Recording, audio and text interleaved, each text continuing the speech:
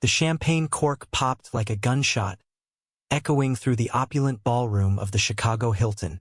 Cade Thompson stood frozen at the edge of the crowd, his meticulously arranged floral centerpieces mocking him as Jordan Hayes, his ex-boyfriend of 3 years, dropped to one knee and proposed to Emily Cartwright right in the middle of the engagement party Cade had planned down to the last napkin fold. The room erupted in cheers, but Cade's world shattered into 1,000 silent pieces, the ring on Emily's finger a glittering betrayal that no one else could see. He had known this was coming, of course. Jordan had broken up with him 6 months ago, citing family pressures and a need to fit in with the conservative Hayes dynasty, owners of a massive real estate empire in the Midwest. But agreeing to plan the party, that was Cade's own masochistic decision, a desperate attempt to stay connected, to prove he could be the bigger person. Now, as guests clinked glasses and congratulated the happy couple, Cade felt like a fool, his heart pounding with a mix of rage and sorrow. Slipping out to the balcony for air, Cade gripped the railing, the city lights blurring through unshed tears. How had they gotten here? It started in college at Northwestern University, where Cade and Jordan met in a sociology class debating LGBTQ rights. Jordan, the golden boy from a wealthy family, had been closeted, drawn to Cade's open confidence. Their relationship blossomed in secret, stolen kisses in dorm rooms, weekend getaways to Lake Michigan. Cade had introduced Jordan to the vibrant gay scene in Boys Town, helping him navigate his identity. But as graduation loomed, the pressures mounted. Jordan's father, Senator Robert Hayes, a vocal opponent of same-sex marriage, had groomed his son for a political future. "I can't do this anymore," Jordan had said that fateful night in their shared apartment. "My family, they disown me." Cade had begged him to fight, to come out, but Jordan chose the path of least resistance. Now, here Cade was, orchestrating the facade of Jordan's straight life. Back inside, he pasted on a smile, directing waitstaff and ensuring the cake arrived on time. But whispers followed him. "That's the gay planner Jordan hired. Poor guy. Probably still hung up on him." A cousin of Emily's laughed loudly. "Just the help, right? Bet he's jealous." The night wore on, each toast a dagger. When Jordan finally approached, pulling Cade aside, his eyes were guilty. "Thanks for doing this, man. It means a lot." Cade forced a nod. Anything for an old friend. But inside, fury brewed. Why had he said yes? Was it love, or a subconscious need for revenge? As the party ended, Cade drove home to his small apartment in Wrigleyville, vowing this was the last time he'd let the Hayes family walk over him. Little did he know, the real storm was just beginning. The next morning, Cade's phone buzzed with a text from Jordan. "We need to talk. Meet at our old spot." Their old spot was a bench in Lincoln Park, overlooking the zoo. Cade debated ignoring it, but curiosity won. Jordan was already there, looking disheveled, his tie loose. "Last night, I didn't plan the proposal like that. Emily pushed for it." Cade crossed his arms. "And you just went along? Shocking." Jordan ran a hand through his hair. "It's complicated. Dad's running for re-election. He needs the perfect family image." Cade laughed bitterly. "So you're marrying her to please Daddy? What about you, Jordan? What do you want?" Jordan's eyes met his, filled with regret. I don't know anymore. Seeing you last night, it hurt." For a moment, old sparks flickered, but Cade pushed them down. "You chose this. Now live with it." As they parted, Cade felt a shift. He wouldn't be the victim. Back at his event planning office, a small firm called Elegance Events, he dove into work, but his mind raced. Researching the Hayes family online, he uncovered whispers of scandals. Robert's alleged affairs, financial improprieties.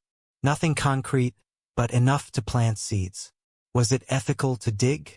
Cade wrestled with his conscience, the moral dilemma gnawing at him. Exposing them could destroy Jordan, but staying silent meant endorsing the lie. Weeks passed, and Cade threw himself into bigger clients, his business growing. A chance meeting with a journalist friend, Mia, at a networking event changed everything. Heard about the Hayes engagement? Sounds fishy, she said. Cade hesitated, then confided bits of his history. Mia's eyes lit up. If there's dirt, I can help find it. Temptation loomed. Did he cross that line? The decision weighed heavy, a choice between healing and vengeance. Meanwhile, Jordan's texts increased, laced with doubt. Emily wants kids right away. I freak out thinking about it. Cade replied sparingly, his responses a mix of support and subtle jabs. The internal conflict tore at him, love lingering, anger festering. Society's expectations, family loyalty, personal truth, all clashed in his mind. One night, alone with a bottle of wine, Cade made a call to Mia. Let's do it. The investigation began, a Pandora's box of secrets waiting to unleash. Cade met Mia at a quiet coffee shop in the Loop, away from prying eyes. She slid a folder across the table. Preliminary stuff. Robert Hayes has been funneling campaign funds into personal accounts. Nothing illegal yet, but shady. Cade flipped through the pages, his pulse quickening. And Jordan, Mia shrugged. He's clean but complicit in the image. There's talk of an old settlement. Something about a former employee claiming harassment. The moral quandary hit Cade hard. Digging into this could ruin lives, including Jordan's. But the mockery at the party still stung. The label, just the gay planner, echoing like a slur. It wasn't just personal. It was societal, the way gay men were often sidelined, used as props in straight narratives. Cade's own family had been supportive, but he knew the pain of rejection from friends, the subtle discriminations in business. Planning events for elite clients meant smiling through homophobic jokes, proving his worth twice over. He decided to confront Jordan first, give him a chance. They met at a bar in Andersonville, the gayborhood where they'd shared so many memories. Jordan looked haunted. Wedding planning is hell. Emily's family is pushing for a prenup. Cade sipped his drink. Maybe it's a sign. You don't have to do this. Jordan leaned in. What if I called it off? Would you take me back? The question hung in the air, a temptation wrapped in nostalgia. Cade's heart ached, but trust was shattered. You betrayed us, Jordan. For what? Approval? Jordan's face crumpled. I was scared. Dad threatened to cut me off. Cade softened slightly. Then fight him. Come out. But Jordan shook his head. It's not that simple. The family business. I'm set to inherit. The conversation ended in stalemate, Cade leaving with more questions than answers. Back home, he pored over Mia's files, uncovering emails suggesting Robert had paid off a young man years ago to keep quiet about an inappropriate advance. Was it assault? The ambiguity fueled Cade's rage. If true, it exposed hypocrisy, the anti-gay senator hiding his own skeletons. As Cade's business boomed, landing a contract for a major corporate gala, he felt empowered. But the internal struggle intensified. Was he becoming the villain, using secrets as weapons? Therapy sessions helped unpack it. You're grieving, his counselor said, but revenge won't heal. Yet, the societal pressure on queer individuals to conform or suffer pushed him forward. He leaked a small tip anonymously to Mia's paper. A financial discrepancy in Hayes' campaign. The article dropped like a bomb. Headlines screaming, Senator Hayes under scrutiny. Jordan called immediately, voice frantic. Did you do this? It's destroying Dad. Cade denied it, guilt twisting his gut. Maybe it's karma. The lie sat heavy, a betrayal of his own morals. Jordan hung up, and Cade wondered if he'd gone too far. The high of vengeance clashed with the low of loss, old love turning to enmity. Emily surprisingly reached out next. They met in a park, her engagement ring catching the sun. Jordan's a mess. He talks about you in his sleep. Cade's eyes widened. What? She sighed. I know about you too. He told me before proposing. I thought it was past, but it's not. The revelation stunned Cade. Emily was in on the charade? Why marry him then? She looked away. Family alliances. My dad's company merges with Hayes Realty. It's business. The web of deceit unraveled. Cade saw the bigger picture. Marriages of convenience, suppressed identities, all for power and money. But Emily's confession sparked an idea. Alliance instead of war. Help me expose it all, he urged. She hesitated, weighing her own stakes. If I do, I lose everything. The decision hung a moral crossroads for her too. Meanwhile, Robert Hayes fought back, holding a press conference denying allegations. Fake news from liberal agendas. But cracks showed donors pulling out, polls dipping. Jordan confronted Cade at his office, anger blazing. You leaked it, didn't you? After everything. Cade stood firm. Your family built their empire on lies. Time to face truth. Jordan stormed out, but not before a lingering look of hurt. Cade's conscience battled on. The damage was done, relationships fraying.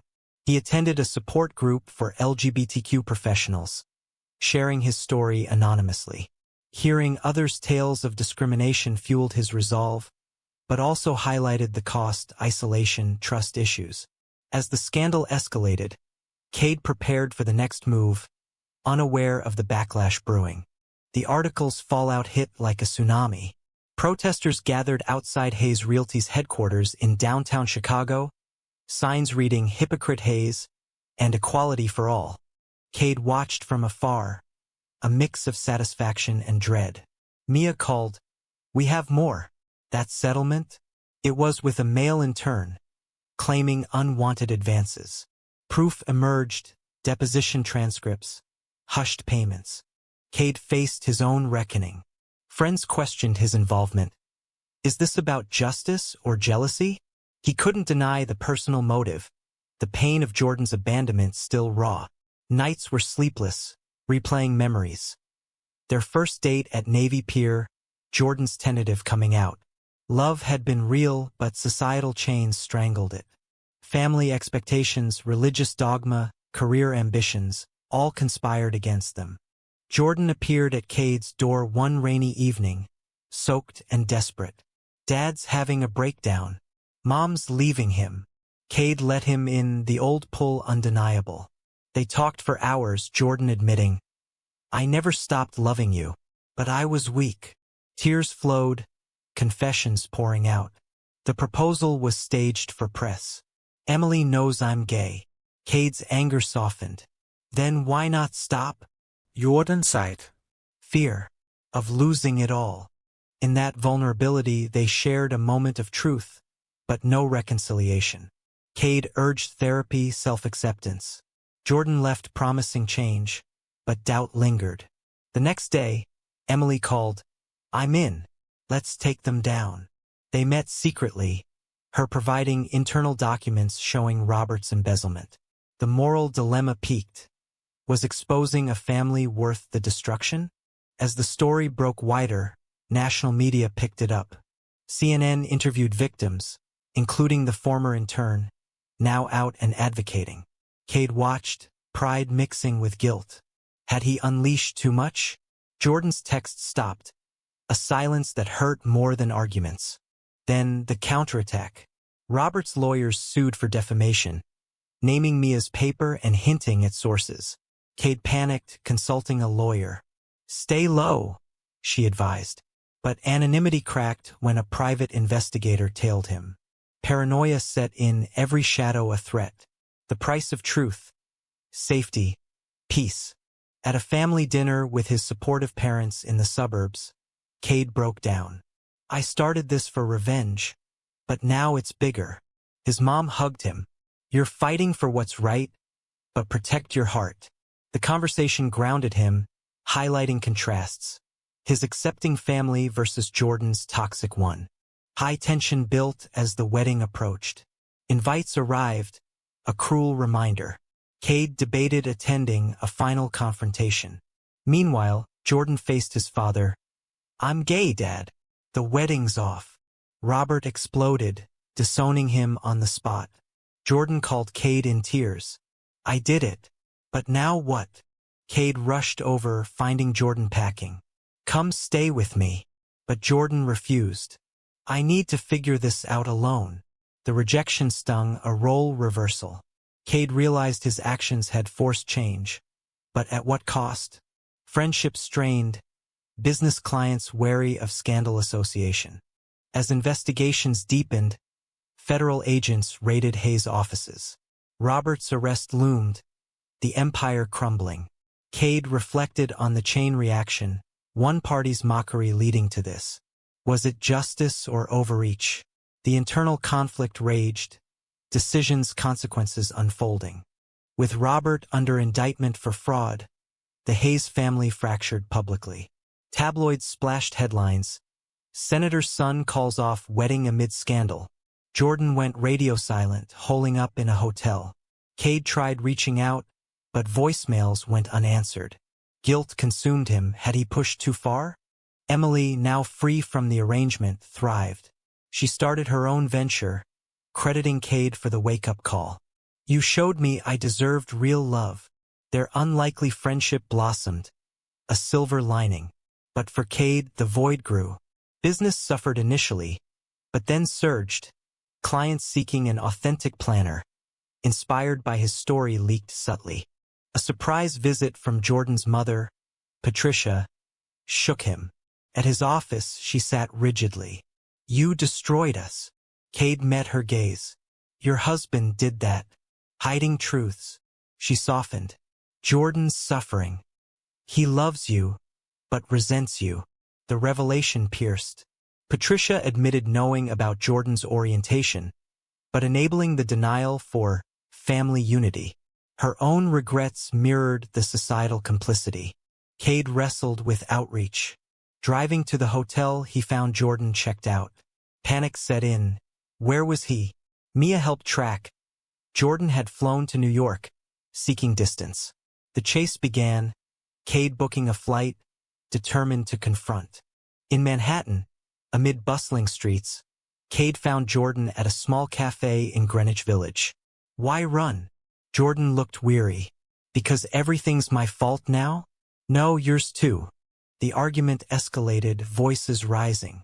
"You exposed us without warning," Cade countered.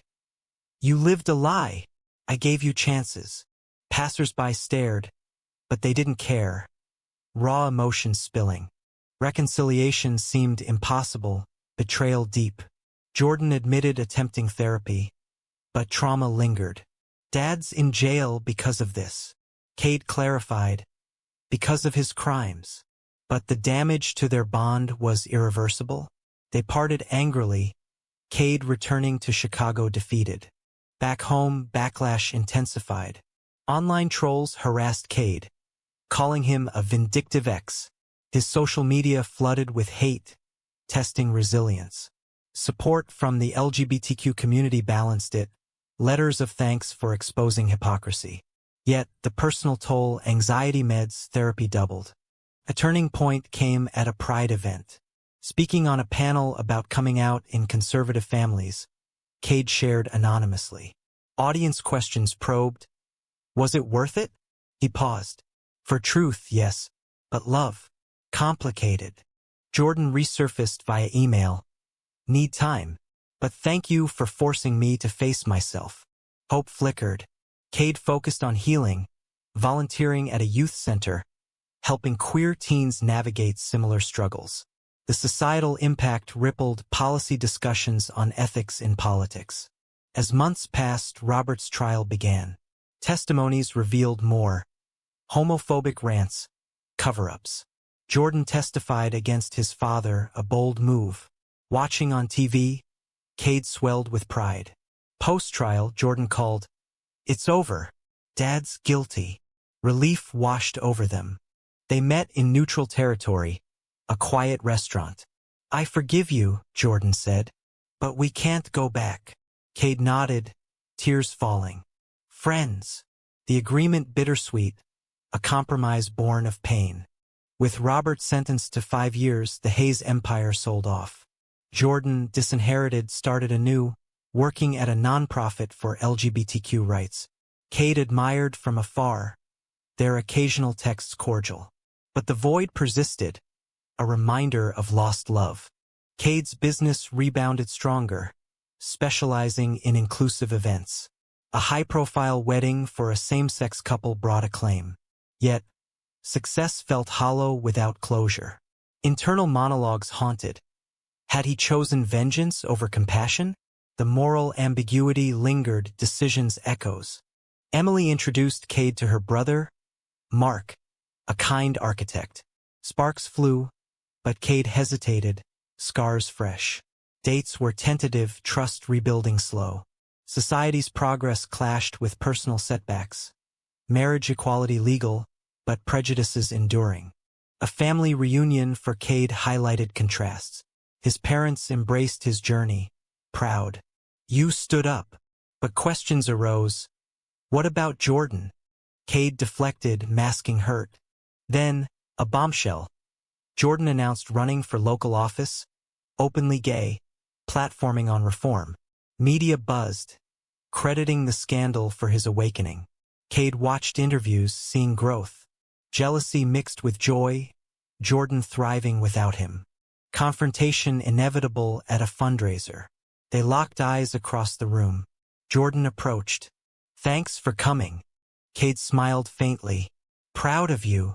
Conversation turned deep. I betrayed you. Sorry. Cade admitted. I pushed too hard. Sorry too. Forgiveness tentative, but healing began. They collaborated on an event, professional boundaries blurring. Old feelings stirred, but caution prevailed. The price paid, years lost, hearts mended piecemeal. Societal reflections deepened. Cade wrote an op-ed anonymously, discussing the cost of authenticity in a judgmental world. Responses poured in, debates igniting. As election neared, threats emerged, conservative groups targeting Jordan. Cade stepped up, organizing security, their bond strengthening through adversity. A late-night strategy session turned confessional. I still love you, Jordan whispered. Cade paused. Me too. But we've changed. The decision loomed. Rekindle or move on. Mark waited patiently, offering stability. Cade's heart torn, weighing past pain against future hope. Election night arrived, tension palpable. Jordan won narrowly, a victory for progress. In the celebration, they shared a hug, the crowd unaware of history. Cade slipped away, reflecting on the journey, from party planner to catalyst. Post-election, Jordan's life accelerated. Speeches, policies. Cade supported quietly, their relationship evolving into deep friendship. Mark became official, a healthy partnership grounding Cade. But echoes of the past surfaced in quiet moments, regrets whispering. One evening, over dinner, Jordan confessed, without the scandal, I'd still be hiding. Cade nodded. But at what cost? Your family destroyed. Jordan sighed. They were broken already. You showed me that. The acknowledgement closed a chapter, mutual absolution. Cade's therapy concluded with insights. Actions have ripple effects, morality gray.